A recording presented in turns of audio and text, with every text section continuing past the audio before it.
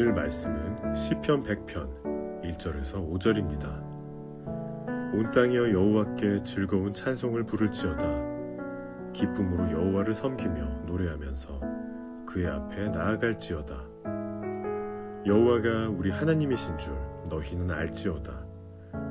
그는 우리를 지으시니요 우리는 그의 것이니 그의 백성이요 그의 기르시는 양이로다. 감사함으로 그의 문에 들어가며 찬송함으로 그의 궁정에 들어가서 그에게 감사하며 그의 이름을 송축할지어다. 여호와는 선하시니 그의 인자하심이 영원하고 그의 성실하심이 대대에 이르리로다. 하나님과 우리란 제목으로 최영동 목사님께서 설교 말씀 전해주시겠습니다.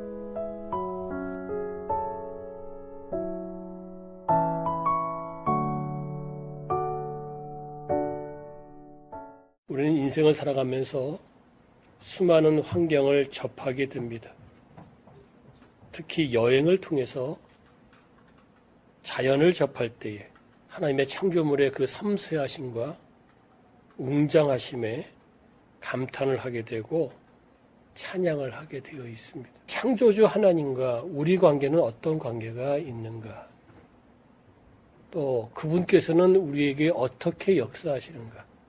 성경의 많은 부분에서 그 이야기들을 우리에게 제공해주고 있습니다. 그 중에 한 말씀이 오늘 본문 시편 100편입니다. 구체적으로 살펴보면서 은혜 받기를 원합니다. 시편이 150편인데 주제가 뭡니까? 가장 대표적인 주제가 뭘 것 같아요? 경배와 찬양입니다. 그 경배와 찬양을 집중적으로 이야기하고 있는 대표적인 말씀이 시편 100편이에요. 여기 보면 1절부터 2절은 하나님은 섬김의 대상이다. 3절은 하나님은 알매의 대상이다.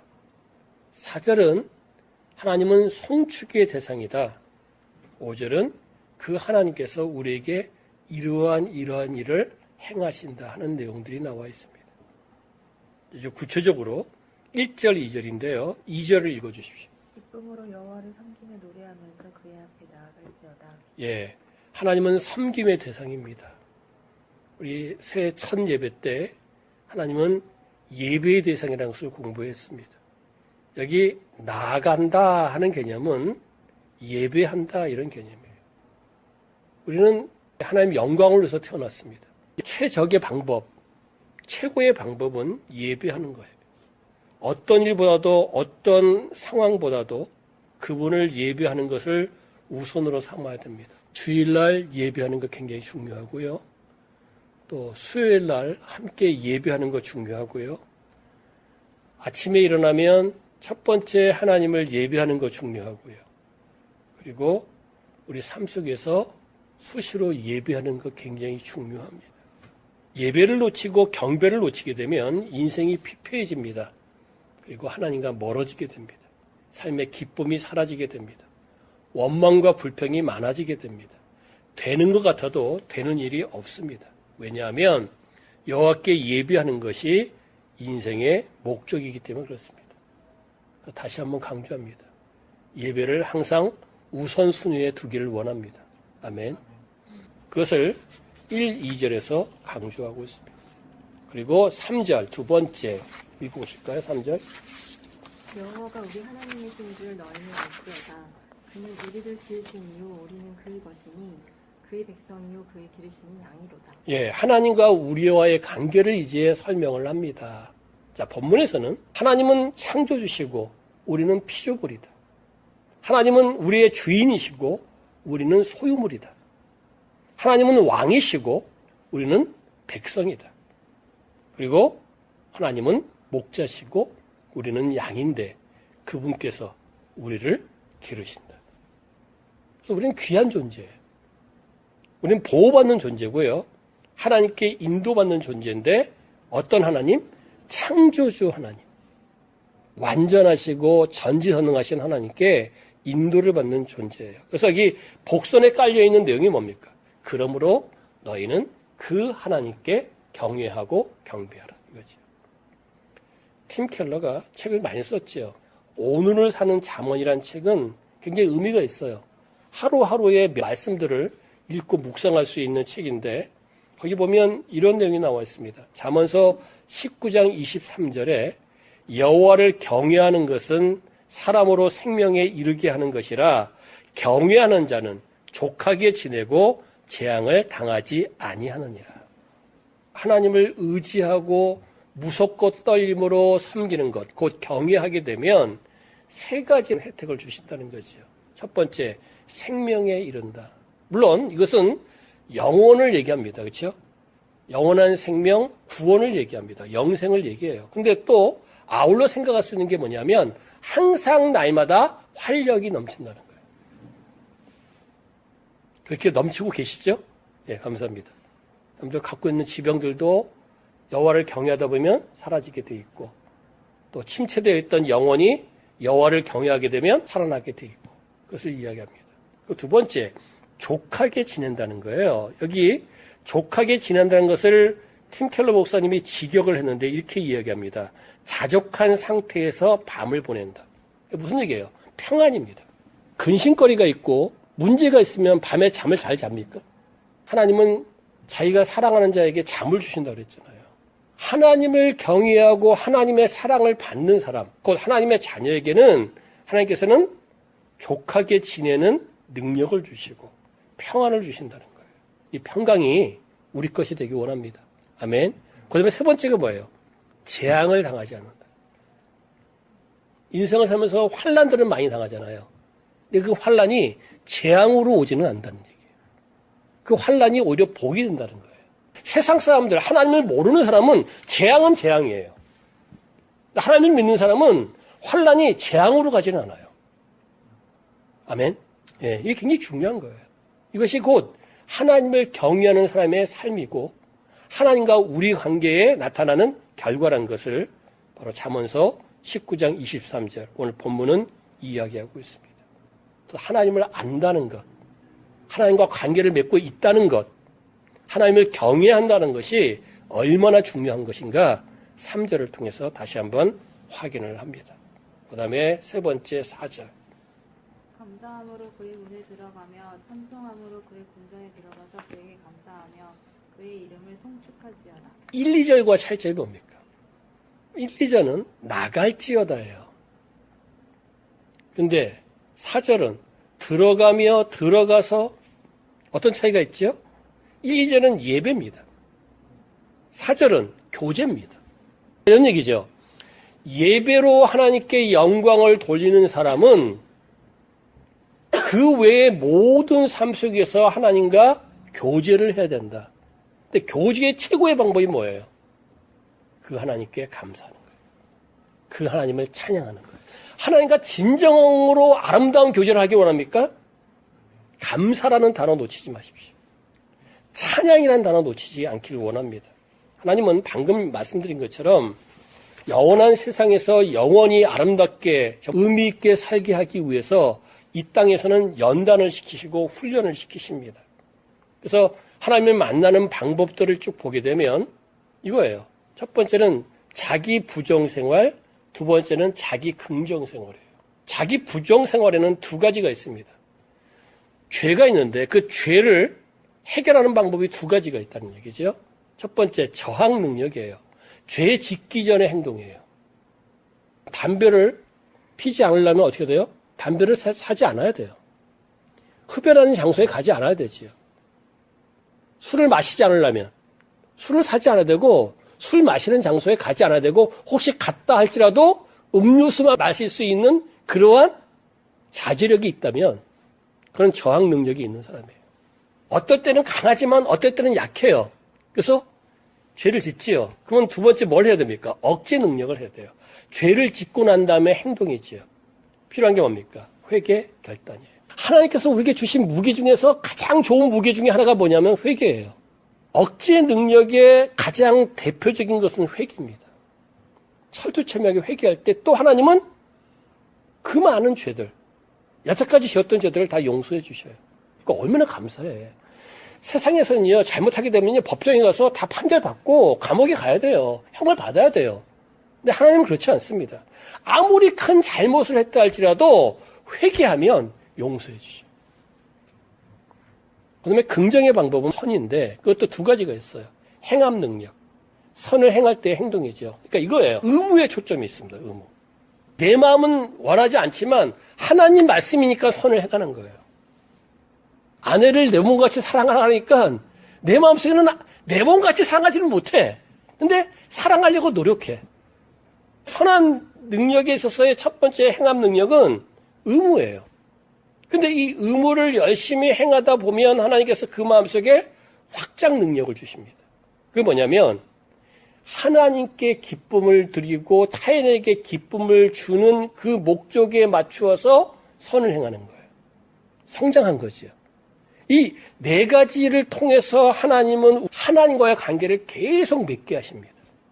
때로는 실패할 때도 있고 때로는 잘할 때도 있어요. 그러나 이것이 계속 반복됨으로 말미암아 하나님과의 관계를 아름답게 맺어 나가는 거예요. 근데 이 모든 것을 이겨나가는 최고의 방법이 뭡니까?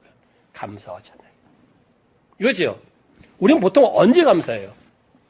좋을 때, 응답을 받았을 때, 내가 생각지도 않았던 좋은 결과들이 나타났을 때 감사를 합니다. 또 언제 감사해요? 환난 당할 때. 환난 당할 때 감사할 줄 알아야 돼요. 이게 바로 하나님과 교제하는 최고의 방법이에요. 배후에 계신 하나님께서 왜 이 환난을 주시는가 살펴보니까 그렇구나. 하나님 감사합니다. 만약에 이 환난이 없었으면 저는 하나님을 떠났을 겁니다. 이 환난이 없었으면 저는 교만했을 겁니다.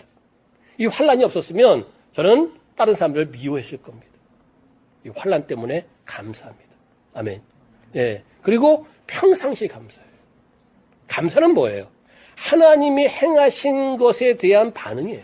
하나님께서 베푸신 은혜에 대한 반응이에요.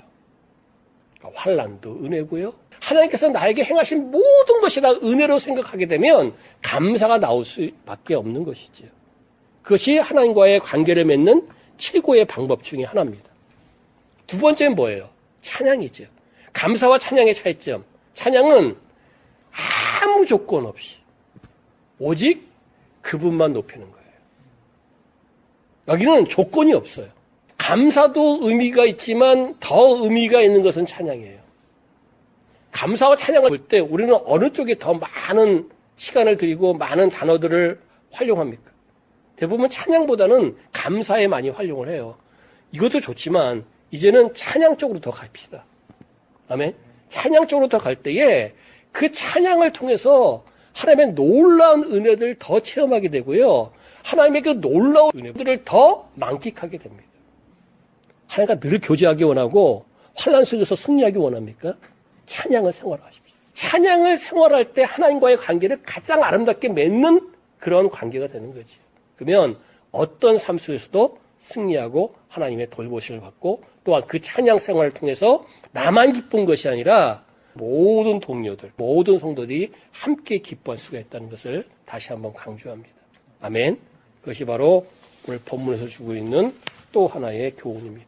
성경에 보면 입술의 열매가 나오잖아요. 입술의 열매는 크게 두 가지입니다. 복음을 전해서 구원받게 하는 열매, 선한 말을 해서 위로의 말을 해서 상대편에게 힘을 주는 열매. 두 번째는 감사와 찬양이에요. 그래서 이 두 열매가 다 우리 것이 되기 원합니다. 아멘. 5절. 여호와는 선하시니 그의 인자하심이 영원하고 그의 성실하심이 대대로 이르리로다. 여기 인자함이라는 것은 사랑을 얘기합니다. 근데 그 인자함은 성실해요. 변하지 않아요. 꾸준해요. 영원까지 이릅니다. 성경 구절 하나를 얘기하고 좀 설명을 하고자 합니다. 요한복음 1장 16절에 보면 우리가 다 그의 충만한 데에서 받으리니 은혜 위에 은혜로라는 말씀이 있어요. 이게 무슨 얘기냐면 예수님이 이 땅에 오셔서 우리를 위해서 사역하시고 대속하시고 또 부활하시고 승천하시고 지금 하나님 보좌 우편에서 우리를 위해서 수고하고 있는 모든 것이 은혜뿐만 아니라 은혜 위에 은혜라는 거예요. 여기 위에라는 것은요, 우리가 흔히 사용하고 있는 안티입니다. 안티. 영어에서 안티는 반대하다는 뜻이잖아요. 헬라어에도 반대하다는 뜻이 있지만 여기는 끝에라는 뜻도 있어요.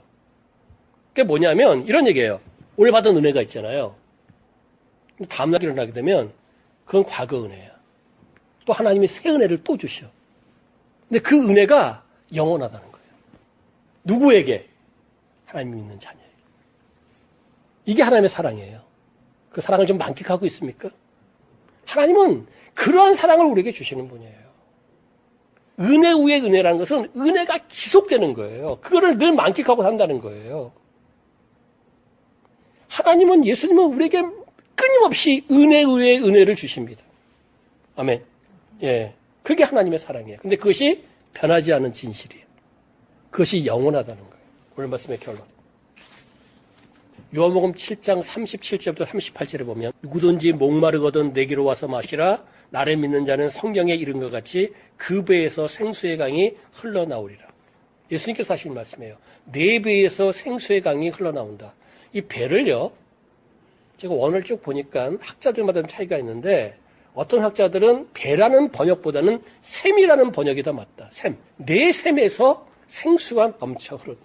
배도 괜찮습니다. 예수님은, 하나님은 아까 이야기한 것처럼 은혜 위에 은혜를 주시는 분인데 그걸 어떻게 주시냐면 하나님의 샘물에서 늘 샘물을 솟아나게 만드시는 거예요.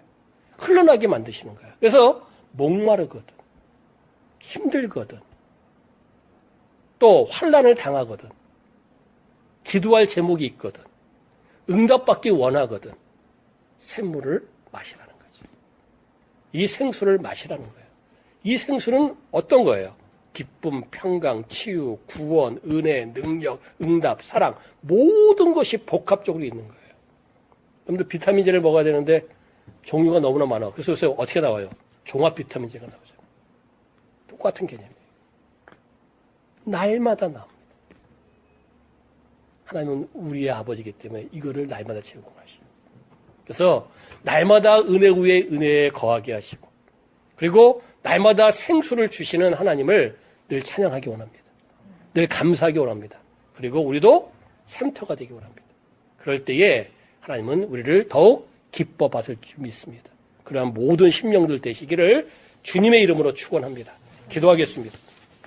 하나님 아버지 감사드립니다. 오늘도 우리에게 귀한 말씀을 주셔서 하나님과 우리 관계를 잘 설명해 주신 것 감사드립니다. 우리가 삶을 살아가면서 여러 가지 환난 당하고 여러 가지 어려움 당하면서 많이 지쳐 있습니다. 그러나 하나님은 우리에게 변함없이 사랑을 주십니다. 은혜 위에 은혜를 주십니다. 늘 샘물을 공급해 주십니다. 그분이 우리의 아버지십니다. 그분이 주시는 사랑과 그 은혜는 변함이 없습니다. 영원합니다. 날마다 새롭습니다. 시간마다 새롭습니다.